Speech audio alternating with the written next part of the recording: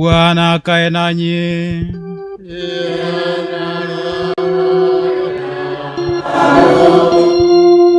Sikilizeni neno la Mungu.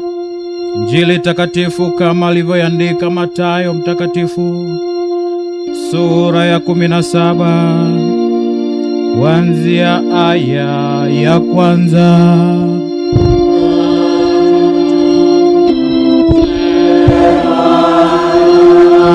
Bwana, neno lako ni rubani yetu, alikubalie amepewa nuru. Injili takatifu kama alivyoiandika Mathayo mtakatifu, sura ya 17 kuanzia aya ya kwanza hadi aya ya 9. Ndipo Yesu aliwatwaa Petro na Yakobo na Yohana nduguye, akawaleta juu ya mlima mrefu faragani. Akageuka sura yake mbele yao, uso wake ukang'aa kama jua, mavazi yake yakawa meupe kama nuru. Na tazama, wakatokewa na Musa na Eliya wakizungumza naye. Petro akajibu akamwambia Yesu, Bwana, ni vizuri sisi kuwapo hapa.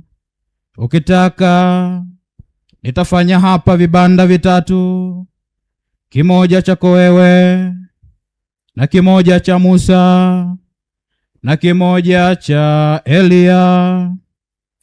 Alipokuwa katika kusema, tazama, wingu jeupe likawatia uvuli.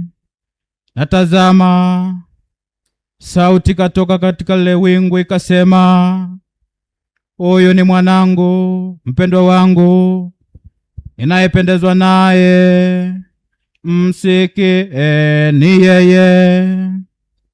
Na wale wanafunzi waliposikia, walianguka kifulifuli, wakaogopa sana. Yesu akaja, akawagusa, akasema, inukeni, wala msiogope. Wakainua macho yao wasione mtu ila Yesu peke yake. Na walipokuwa akishuka mlimani, Yesu aliwaagiza akasema, msimwambie mtu yoyote habari ya maono hayo, hata mwana wa Adamu atakapofufuka katika wafu.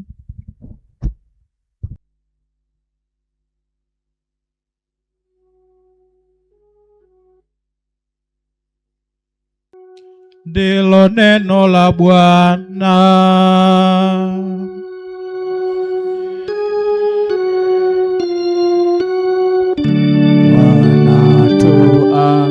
Tuamini na kutenda pia, tukupende kweli, tusitengwe nawe.